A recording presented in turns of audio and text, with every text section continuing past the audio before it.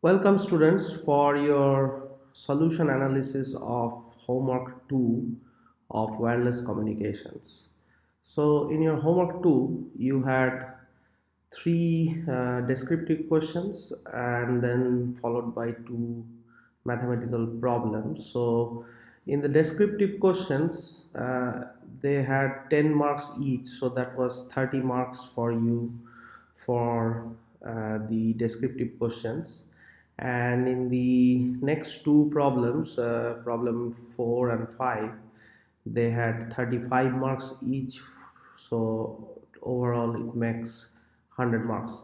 So in the descriptive questions, most of you wrote properly, so most of you got between 25 to 30 in these three questions, question 1, 2 and 3. There was not much variability in terms of your marks in this question, and I think the answer to these questions are already there in your lecture material, so I will not go through them in details. I will skip to the problem parts. So in the problem parts, you had this question 4 where you are asked to do a bit of analysis. So the received signal for a multipath environment in the absence of noise was given to you. So this is the received signal in terms of the main signal component and a delayed version of that signal with two different amplitudes because of the attenuation, alpha 1 and alpha 2. So so you were asked to prove that this received signal can also be represented as a single cosine function with some amplitude alpha and a phase phi, and then you are asked to find the expressions for alpha and phi in terms of the given parameters alpha 1, alpha 2, fc and tau. And then you are asked to plot alpha against fc tau, assuming the values of alpha 1 and alpha 2 as 2. So for the first part it was pretty straightforward. It was some trigonometric manipulations which most of you have got correctly. So this is the solution for the first part. So you can expand this second function, and then you collect the terms that are common to cosine of 2 pi fc tau and 2 pi fct, and also the terms that are common to sine of fct, and then you have basically the envelopes of the signal given by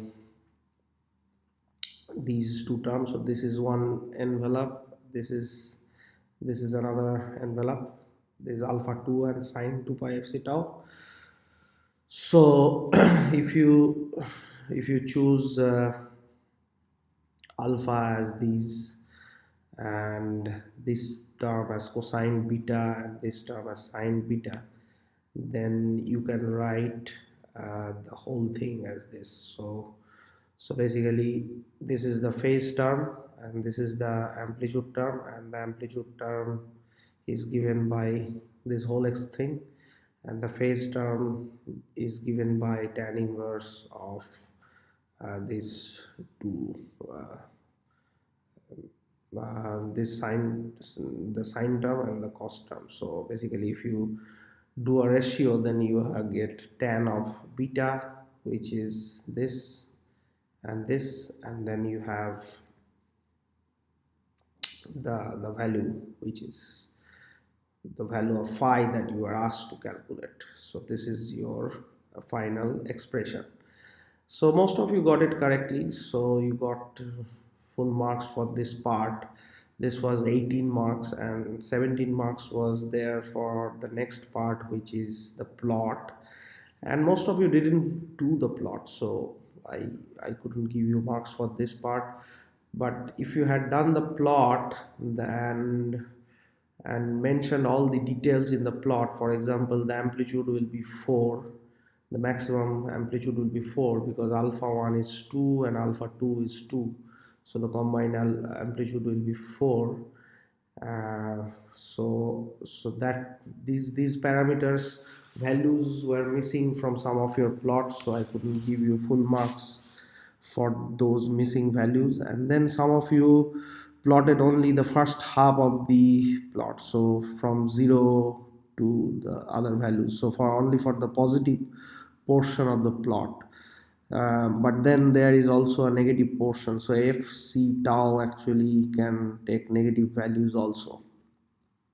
So for those of you who plotted the full range of values of fc tau and also got the value of the amplitudes correctly, they got the full marks for this question, I mean this part of this question.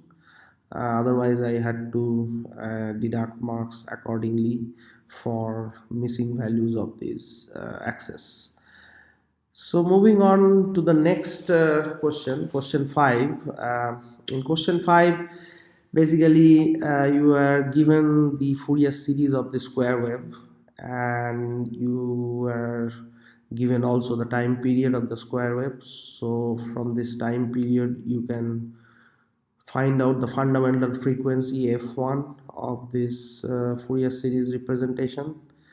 And if the square wave is passed through a low pass filter that has the maximum frequency of 8 kilohertz, then what will happen? That was the question. So write down the expression of the output waveform with justification. So if you expand this square wave basically, so you will see that the first 4 terms from 0 to 3 actually have the frequencies 1 kilohertz, 3 kilohertz, 5 kilohertz and 7 kilohertz. The next term is basically 9 kilohertz, so that won't pass through your square wave, sorry, through your low pass filter, which has a cutoff frequency of 8 kilohertz. So only the first 4 terms of the Fourier series, or the first 4 frequencies, will pass through the low pass filter. So therefore the output waveform will only contain the first 4 terms, so from n equal to 0 to 3, and that is the answer for the first part.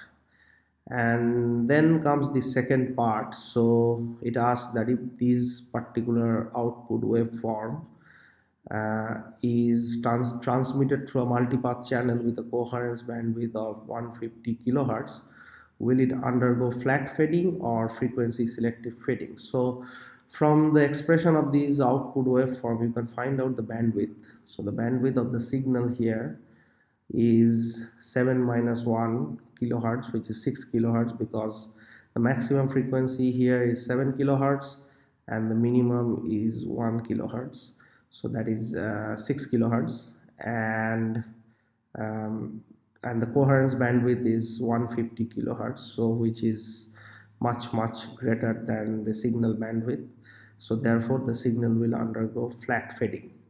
So in this question, in this part actually, basically part B, or sorry, part 2 of question 5, many of you got this bandwidth expression wrong, and I have mentioned this in the solution video of homework 1 also for wireless communication, and I'm mentioning this again. So the term after the 2 pi thing in this sinusoidal expression of a wave is your frequency. So you eliminate the t part and the 2 pi part, and whatever remains is your actual frequency. The term with the 2 pi part is your angular frequency. So basically omega equal to 2 pi then some frequency in hertz. So when you are calculating the bandwidth, you are using the total combined term of 2 pi f. That is wrong, and you are making this mistake again and again. So this is a fundamental conceptual thing. You shouldn't make this mistake again.